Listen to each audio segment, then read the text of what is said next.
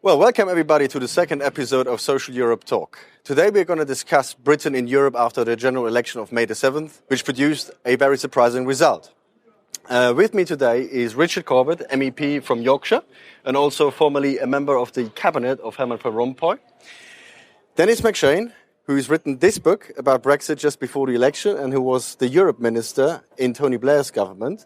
And Armindo Silva, formerly of the European Commission and Director for Social Legislation in DG Employment and Social Affairs. So, the first question would be to Richard. What do you make of the election result, and where do you think does this leave Britain and Europe? The results came as a shock to many people. I think Labour's message was perhaps too diverse. We were addressing a dozen different issues, each targeted perhaps at somewhat different audiences. The Conservatives stuck to a very clear central message, at least in the last 2 weeks. One of those messages addressed another aspect of this campaign, which is what happened in Scotland with the rise of the SNP. And they played on that as a fear factor towards English voters, saying that Labour without Scotland won't have an absolute majority, so they will be dependent on the SNP, they will be in hock to Alex Salmond, the SNP leader, and use that as a scare tactic in England, which was another factor contributing to us doing less well than expected. Okay, and now that the result is here and the Conservative government has a majority and the renegotiation starts, where do you think this is going? Well, Cameron's problems start now. He's got a very narrow majority and a party, let's not forget, that remains bitterly divided on Europe. How have we come to this situation of this proposed renegotiation, reform, followed by a referendum? It was, after all, not because it's a matter of great principle to him, but because it had not originally not been his policy. It was to keep his rather divided party together until after the election. You know, we'll sort this out after the election and we'll let the people decide in a referendum. It could keep all the factions of his party together, because on the far right of his party are those who want to leave the European Union under any circumstances. On the more moderate wing, or those closer to business, there are those who think this is all a little bit risky.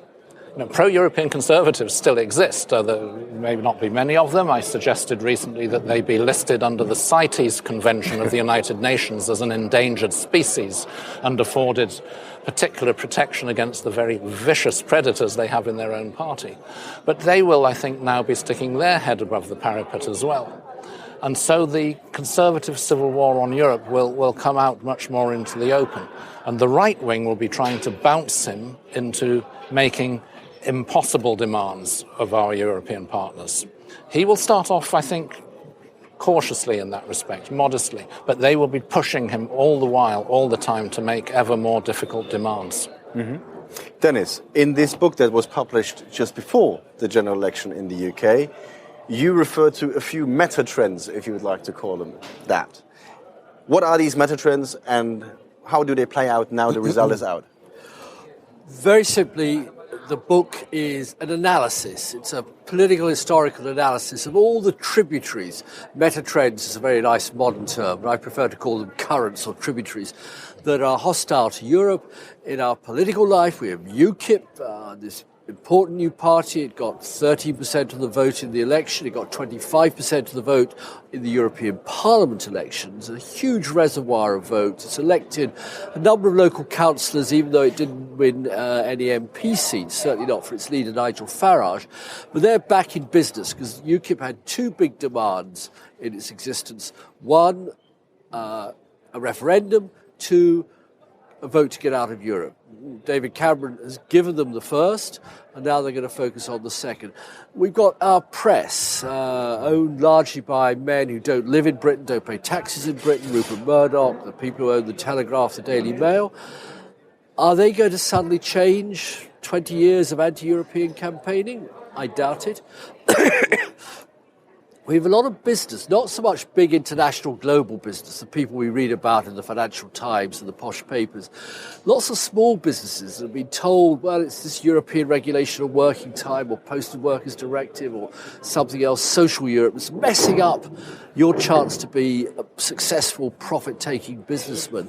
And again, I just think all of these currents, if they come together, where the Prime Minister in 2 or even 1 year's time is very unpopular, then you just have to look at the other European referendums in this century, Sweden, France, Netherlands, Ireland, and they've all been no votes. So I remain very, very worried that with Mr. Cameron now initiating the first plebiscite in my lifetime that allows a European nation to leave, not stop a treaty or stop a treaty change or opt out of something, actually leave an international treaty organisation. This is very big politics, and we should understand just how serious it might turn into. Armindo, one of the key battlegrounds is basically the issue of treaty change.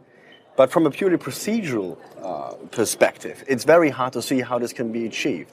If the referendum is in 2016 or even 2017 or 2016 even, as some people are discussing, even if treaty change were agreed on very quickly, the implementation would mean it would take longer than that.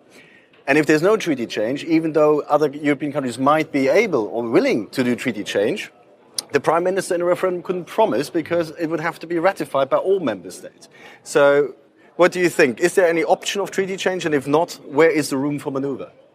I think it is unrealistic to think of changes that imply modifications in the treaty, not only given the very tight timeline we have, because any treaty change would have to be approved by the 28 member states, and in some of them, referenda are necessary. But perhaps more substantially than that, because some of the changes that the UK is considering would be certainly opposed by other member states.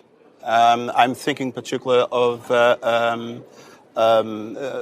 changes that would modify the discrimination on the basis of nationality or the equal treatment of workers, which would be opposed by many member states, particularly those that are origin of migrants into the UK.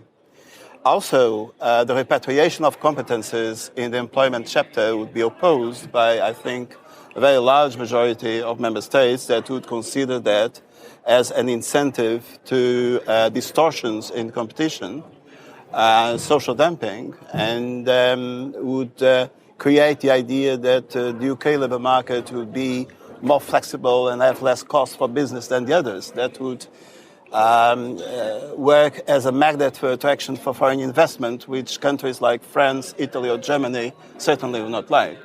So I think that those proposals are unrealistic, not only because of the tight timeline, but also because of its own substance that goes right against the strategic interests of many member states for different reasons. Mm-hmm. And some people are mentioning the idea that you base the availability of benefits not on nationality but on residency for a certain period of time. Say you only qualify for certain benefits if you've been a resident of the UK for, say, 4 years. Would that be compatible, or is it too obvious that this is a benefit for the indigenous population and effectively discriminates against others? Oh, in my view, it runs totally contrary to Article 45 and Article 18 of the treaty. Because it would create a situation of effective discrimination against workers coming from other member states, who would be less well treated than nationals. Although they pay taxes and work for 4 years, they will not have the same rights. So not only the treaty, but the jurisprudence of the court is very clear on that. On the interpretation of those articles, and that would be discriminatory, yes. So it would oblige, in my view, to a treaty change. Mm-hmm. It's not compatible with Article 45. Richard, if you can rule out treaty change and you see these sort of impediments against other change, where do you see the wiggle room? Where do you see this going? Well, there is ample scope for reforming the EU without changing the treaties. Indeed, I would argue that that's what the EU does day in, day out is reform, and you need to get stuck in that process and reform. We had the significant reform of the common fisheries policy 2 years ago. We've recently had big reform of financial sector regulation and markets. We're now embarking on creating a single digital market in Europe. That's what these institutions do day in, day out. It's us and our neighbouring countries around a table working out common solutions to common problems, not least the common rules for our common market. That's what we do. The idea that you suddenly come up with a set of reforms that you define in 2015, you negotiate in 2016, you ratify in 2017, and then it's done forevermore and we can all go home and be happy, is a preposterous idea. Is more reform along the lines that you've already mentioned, is that going to be enough for Cameron to sell in the UK? I think it could well be enough for him to sell to the wider public. His challenge will be selling it to his backbench, the right-wing part of his party, the more Eurosceptic part of his party. They want, and they are demanding treaty change precisely to make it more difficult for him. Denis, if you were the British Prime Minister, what would your negotiation line be? Well, I wouldn't be having a referendum, period, because I think plebiscites transfer power from Parliament and elected people to rich men who finance campaigns, to press proprietors, whoever they are, and to populist passions. And I think we should divorce the technical argument over what Mr. Cameron may ask for, what he may obtain, and actually looking at what seems to be the British list of demands, it's far more modest than a year ago. I was just earlier talking to a Conservative MEP, and he said, well, there'll have to be controls on freedom of movement. Britain will have to be able to stop Poles or Bulgarians or Portuguese coming in, or perhaps we've had 2,000 this month, we won't have any more until 2 months' time. You have people on EasyJet saying, sorry, we're not flying any more foreigners into Britain. It's a ludicrous notion. But that's what he believes, and he's a moderate Conservative MEP. So, but quite separately from that, I think you have to look at the referendum and the plebiscite as a process, because that will have very little to do with Europe. It'll be about anger and discontent and dislike of the government. Look in the Scottish referendum. It was the hatred of the London elites, the Westminster elites. I assume, I was talking to a Labour MEP colleague, friend earlier, and she said, well, get it over quickly. We must all stay together to stay in Europe. I agree with her, but I'm not sure if everybody on the left wants to give Mr. Cameron a victory. So once you get into the referendum territory, all sorts of other factors come into play. So you wouldn't have a referendum in the first place, but now we've got to have one. Now we've got to have one. Well, I like Macbeth. If it were done well, it were done quickly. I would say, get it over and done with. I'm sure there's goodwill. Nobody wants Britain to leave. I mean, we'll have a sort of Britain floating around outside the Europe being unpleasant, and we've got a Mr. Putin floating around on the other side being unpleasant. Nobody wants Britain to leave. Mr. Cameron is a bit like Alexis Tsipras from Syriza in Greece, elected with 36% of the vote, and then he says, right, I've got a mandate, you must all drop your rules, bend your rules, be flexible, accept whatever we want. And the rest of Europe has to decide, how much you can bend rules. But anyway, I would get a package together and I'd say to the Conservative Party, look, we're not going to take Britain out of Europe. We're not going to be the government that isolates Britain. We're not going to be the only nation in the last 100 years, other than the Germans in 1933, that leaves a major international treaty organisation. And we say to business, you've got a Conservative government, we're pro-business, you put your money in there, and you say to UKIP and any of the press that want to be ugly, a bit like Prince Hal does at the end of Henry IV about Falstaff, fall to thy knees, old man, how ill anti-European hair's become an old man. He didn't quite say that. And just Cameron stands up, crushes the anti-European opposition, wins his little victory. And you know something? Nothing will have changed. All the British moans and groans about Europe will still be there the day after the referendum, when I hope, obviously, we vote to stay in. Armindo, given the experience you've had in also dealing with the UK amongst other member states in the European Commission, where do you actually see some wiggle room? Are there any areas where, the demands of Cameron can be met to some extent at least? I think there is a huge scope for policy reform. And not just because the UK government has asked for it, but also because there is a need to make European legislation more coherent, more legally certain, and also because there are other member states that are claiming for reform. And in fact, the Commission has for some years now a program of review of the whole legislation called REFIT. And in what concerns social legislation, by the end of this year, 2015, practically all legislation, and we're talking about 60 plus directives and regulations, will be reviewed ex post, will be evaluated. And it's inevitable that out of that work, some proposals for revision will emerge. And in fact, the Commission has already proposed in the program for 2015 a major review of the regulation on the coordination of social security that deals with access to welfare benefits for migrants. But that's a different matter of fundamental changes like bans for 4 years or something. For instance, the issue of child benefits. One of the items I see in the manifesto of the Conservative Party was to ban child benefits for all those parents whose children lived abroad. That, I would say, it seems to be discriminatory.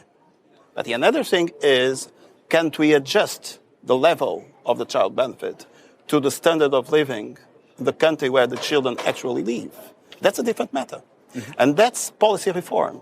And that can be made looking at the rules as they exist and try to find some ways to find a compromise between the member states, where the UK, well, in this case, the UK will have allies in some Scandinavian countries, for instance, and it's possible to negotiate.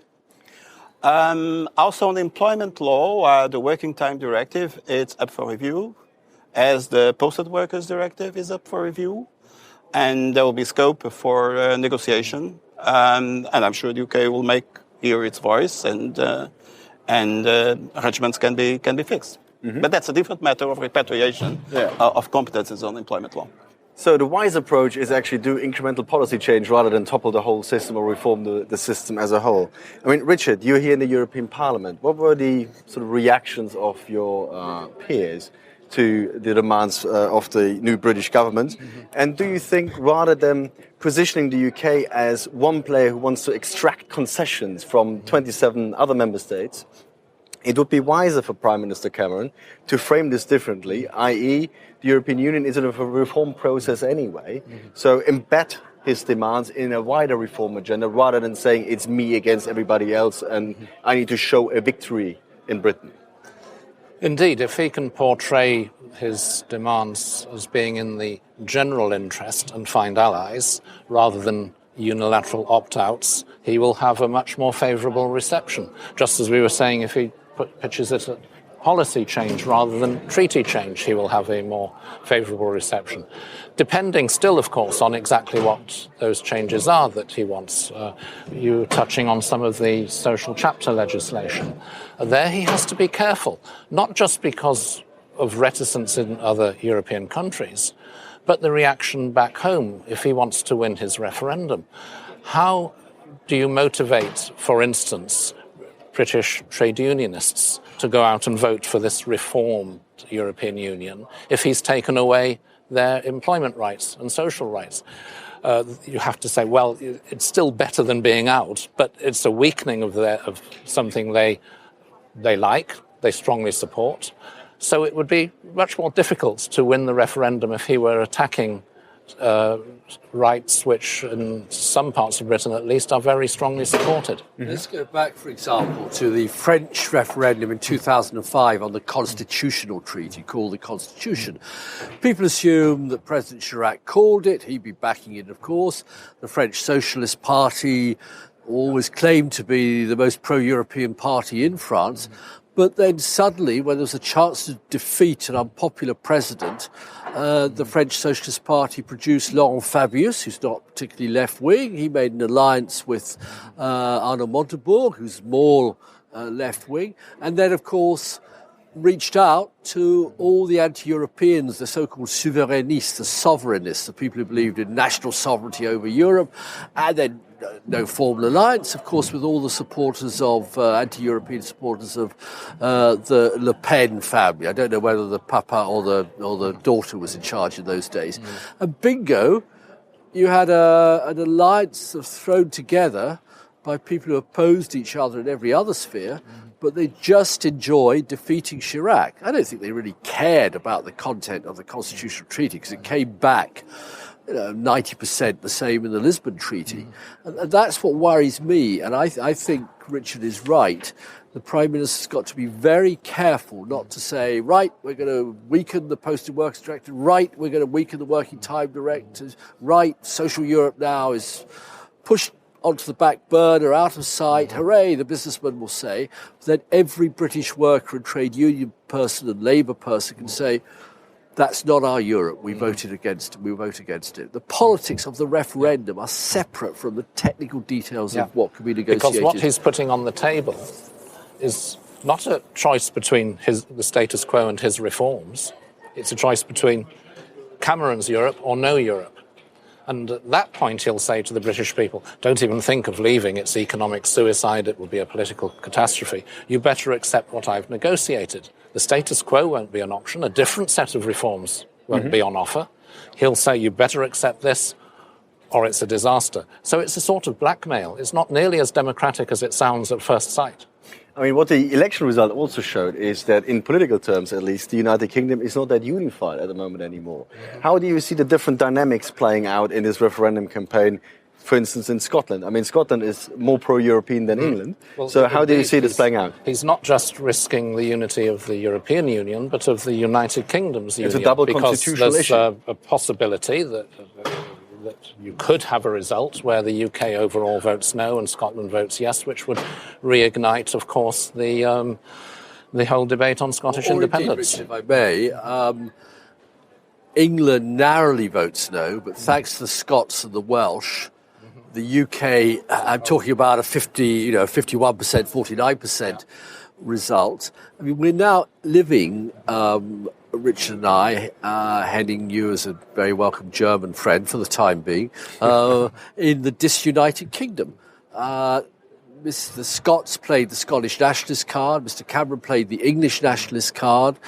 England now has gone deep Tory blue, except in London and the big conurbations. And so we are moving now, I think, to a new constitutional settlement in Britain, except we don't know how to do that. We don't have a written constitution. We have no mechanism for redesigning what the United Kingdom should be. And this is part of that profound centrifugal force inside the old UK that now has been unleashed, not thanks to Mr. Cameron. There are other forces at play, but it'll be quite difficult to stop that. Again, why I think, you see, for the Scots, logically, they would want a Brexit, a vote to leave the EU, because then they will say, good, you English go off out of Europe. We Scots want a second referendum now to stay in the European Union. There's the result, the democratic result of the Scottish people, and you must give it to us, and that's the end. The Queen will no longer be able to go on holiday in her own United Kingdom. Well, Armindo, I mean, against this backdrop, and you mentioned policy reform requires coalitions and friendly other member states. Where do you see, for instance, a coalition of member states to change social legislation, bearing in mind that it is widely perceived on the continent, as far as I can tell, that Cameron wants to roll back social Europe, whereas quite a few other countries are quite keen to expand on the idea of a social Europe. So where do you see this tension? Yeah. On unemployment legislation, traditionally the UK government, I would say, had always a critical position. The dominant approach in the UK, according to the government, has always been a voluntarist approach based on relations between individual employer and individual employee. And the UK has been always very resistant to statutory law on employment. So I think the trade union movement in the UK is right to consider that the European legislation was the source of many of the rights now for UK workers, like paid leave and parental leave and equality of treatment for typical workers. But this led to confrontations in the Council between the UK and other member states, where very often the UK was isolated. Nowadays, after the enlargement of 2004, the situation is different, and the UK has managed to obtain allies, particularly among enlargement countries, and it's much easier to form blocking minorities to proposals extending employment legislation. I must say, given the situation in the Council, that perspective is not a very realistic one.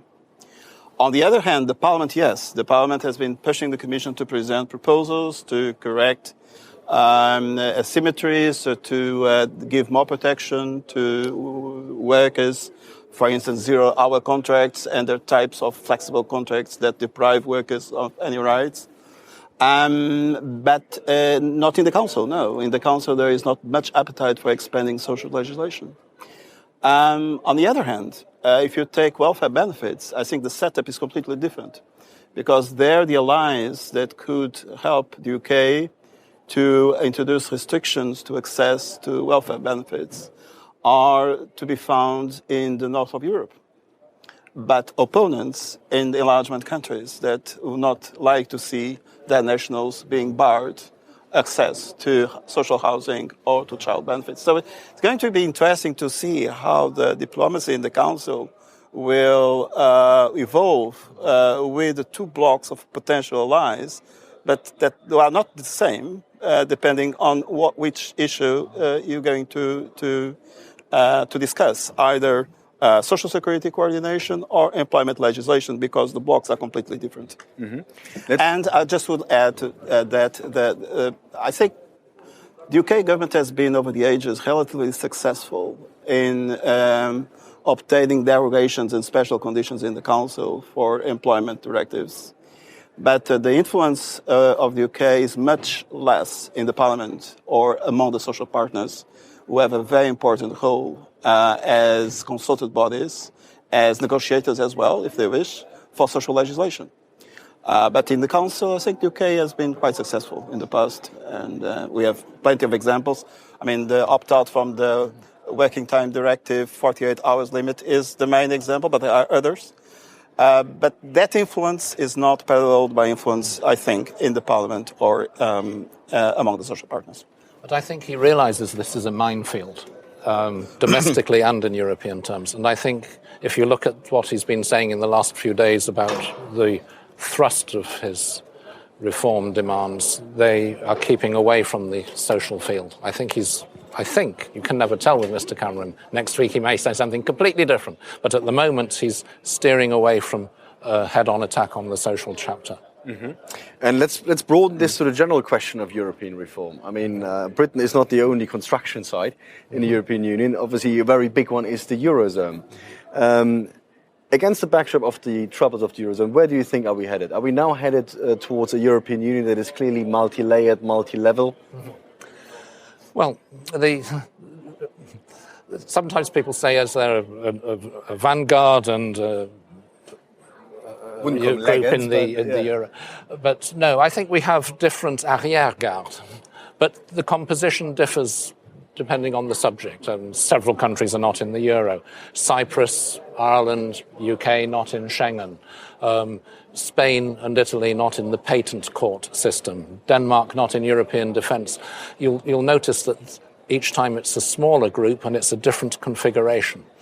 And let's not forget the bulk of what the EU does is done at the level of the whole EU, all 28 countries. The big glue is the single European market and the legislation for that market on consumer protection, environmental standards, competition policy, some workers' rights. That will remain the case. So I don't buy in too much to this idea that there's going to be a hardcore developing around the euro or around defence or whatever. No. Not even if the Eurozone reform effectively might require some more fiscal integration than clearly other the EU member Eurozone's states. been discussing that for several years now. And what they've found is that they can do a lot of... It's true the countries that share a currency have to do more together to manage that currency, but most of what they've done has been within the context of the current treaties. And there's no proposal on the table at the moment to have a new treaty. The things which they can't do without changing the treaty are things for which there is in any case no consensus, and you need consensus to change the treaty.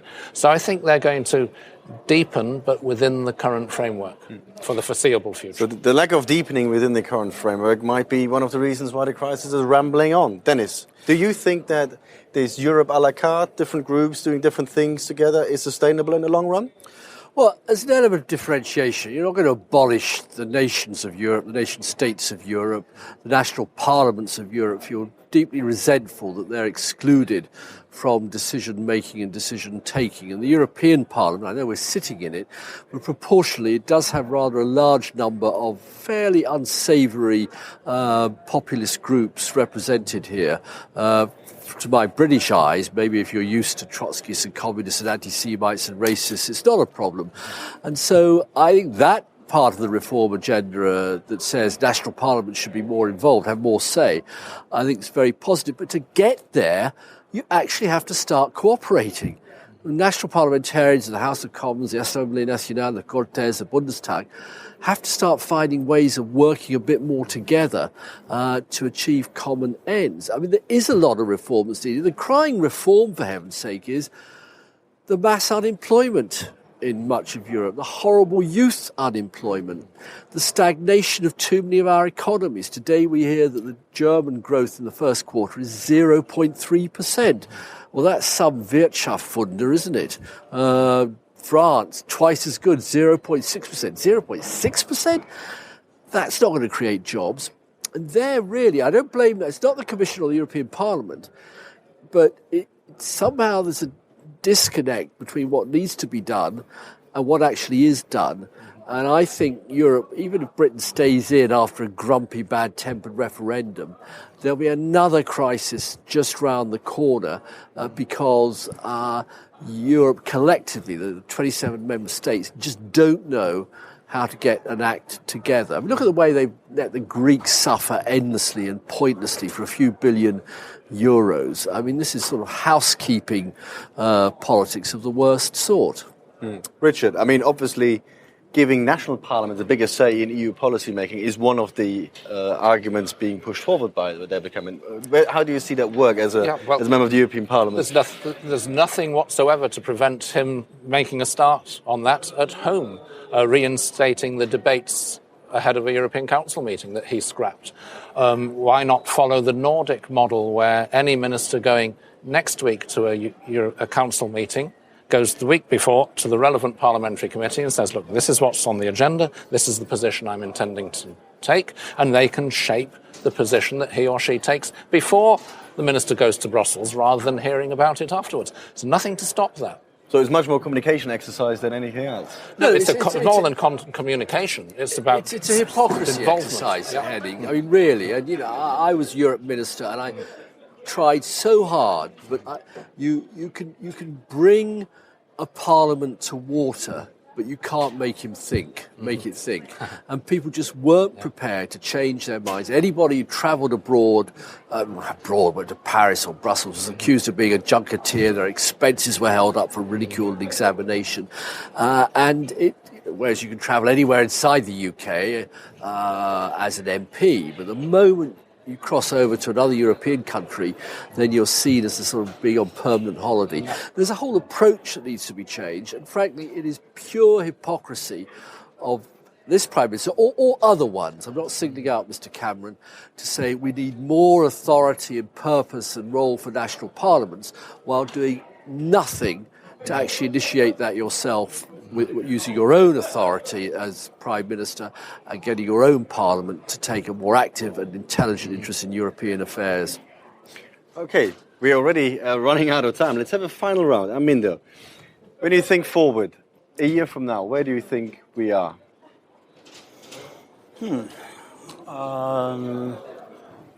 I think it's difficult to say before we see the agenda that the UK government will present to Europe. But do you think the demands will be toned down from what was in the manifesto? Well, I think for me it's clear that some of those demands imply treaty change. And there is a strategic option to be made. And I'm sure that has also to lead to exchanges between the European Union institutions and the leaders of the European institutions and the UK Prime Minister. Because nobody, I think, wants to have a complete flop. And now it's the worst that can happen to Europe. There are already so many problems on other grounds. So I think some negotiation behind the curtains, I would say, would be necessary to avoid a clash where the UK says this must be done and Europe says no talk about treaty change. We don't want that. As yesterday in the meeting, the ECOFIN ministers said very bluntly. Now, on the side of the Commission, as I said before, there will be a handful of proposals on the table that will initiate policy reform and a number of bills that are important for the UK. I mentioned already access to welfare benefits is important. And eventually next year also on some parts of labour legislation that need to be made fitter. I don't talk about deregulation or reduction of social rights because, I mean, the evidence that we have about more precarity, more inequality do not invite an agenda of deregulation and scrapping social rights. On the contrary. But I mean, we have scope to make the application of some of legislation less costly for business, but maintaining a very sound level of protection for workers. For instance, on health and safety, and that has been discussed, there will be a big evaluation going on now that will produce results by the beginning of next year. And there will be certainly scope for some consolidation or rationalization of the acquis, but without threatening the basic principle that whatever the size of the company, every worker must be protected against toxic products and risky conditions of work, of course. Mm-hmm. But if there are ways to implement those rules which are more business friendly, yes, let's see how to do it. This is the kind of discussion that I think there should be. I would like to be seen in 1 year's time, and not fundamental tectonic changes, repatriation of powers, but try to see what has worked well, what has not worked so well, and must be changed.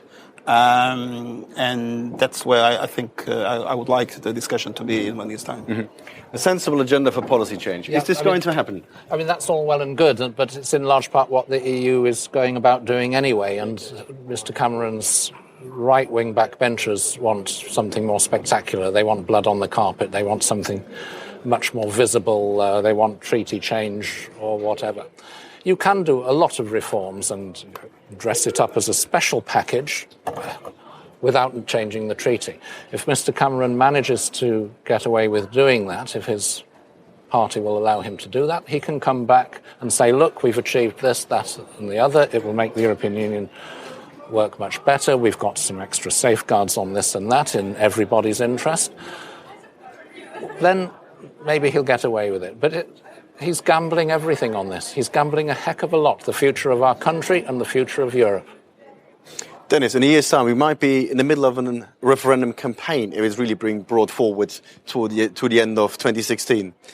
Is he gambling the House? I think he is. I think bringing it forward makes sense because his popularity will just go down very, very fast, I'm afraid, with a huge economic and social tensions and problems in the UK. Pushing it to 2017, the election year for Mrs. Merkel and François Hollande, I think is crazy to mix up the British one. He needs to keep it as low-key as possible. Will he be allowed to do that? Because he raised the temperature.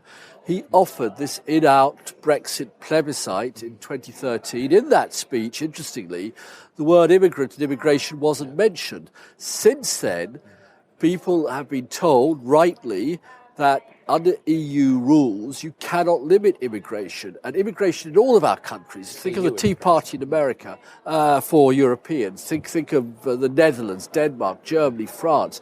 Immigration is today's most toxic political subject. It's the Ebola virus of modern politics. It kills everything it touches. And quite clearly, I think we're all agreed, and Mr. Cameron actually doesn't seem any longer to be calling for controls on immigration, though some MEPs are, that this also needs to be put on the table. But the people are going to wake up and say, all your MPs and ministers were saying the only way to control immigration is to get a treaty change and remove the free movement of people. You haven't brought that back home. We're not interested in your tiddlywink little changes and the promise of reviews and this directive's going to be examined in a year's time. You've let us down. You've betrayed us. Which is precisely risk. His own mistake, what you were saying earlier, of talking things up. Yeah. Most migrants to Britain are from outside the EU, nothing to do with the EU and entirely a matter of national regulation. But in talking up the problem of the free circulation within the European Union as the biggest aspect of migration, he's created, with UKIP, this perception. Within the EU, there are as many Brits abroad as there are people from other European countries in Britain. So it's not a question of the numbers. They pay in Britain 1/3 more in taxes, EU migrants, than they take out in services and benefits added together. So it's not a problem of public finances.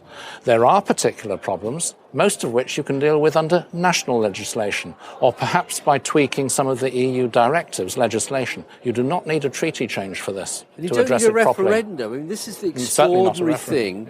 This is not part of the British Constitution. You must have a referendum on any new treaty proposal, like is the case in Ireland, Denmark, some other countries.